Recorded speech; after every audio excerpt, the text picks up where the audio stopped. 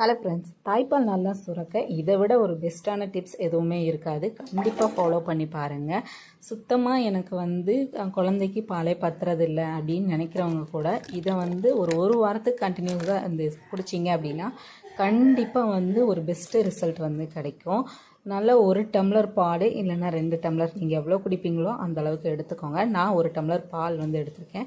அதை ஒரு பாத்திரத்தில் ஊற்றி நல்லா காய வச்சுட்டு அது கூடயே 10-15 பல்லு பூண்டு தோல் நீக்கி சேர்த்து வெந்ததுக்கப்புறமா பனங்கற்கண்டு, நாட்டு சக்கரை, வெல்லம்லாம் ஆட் பண்ணிவிட்டு உங்களுக்கு எது பிடிக்குமோ ஆட் பண்ணி நல்லா பூண்டு வெந்ததுக்கப்புறம் இறக்கி குடிச்சிங்க அப்படின்னா நல்ல ஒரு ஹோம் ரெமிடி தான் இது.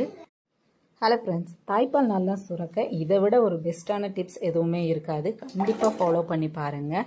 சுத்தமாக எனக்கு குழந்தைக்கு பாலே பத்துறதில்ல அப்படின்னு நினைக்கிறவங்க கூட இதை ஒரு வாரத்துக்கு கண்டினியூஸாக குடிச்சிங்க அப்படின்னா கண்டிப்பாக ஒரு பெஸ்ட்டு ரிசல்ட் கிடைக்கும்.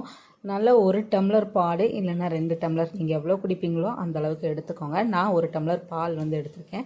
அதை ஒரு பாத்திரத்தில் ஊற்றி நல்லா காய வச்சுட்டு அது கூடயே 10-15 பல்லு பூண்டு தோல் நீக்கி சேர்த்து வெந்ததுக்கப்புறமா பனங்கற்கண்டு, நாட்டு சக்கரை, வெல்லம்லாம் ஆட் பண்ணிவிட்டு உங்களுக்கு எது பிடிக்குமோ ஆட் பண்ணி நல்லா பூண்டு வெந்ததுக்கப்புறம் இறக்கி குடிச்சிங்க அப்படின்னா நல்ல ஒரு ஹோம் ரெமிடி தான் இது.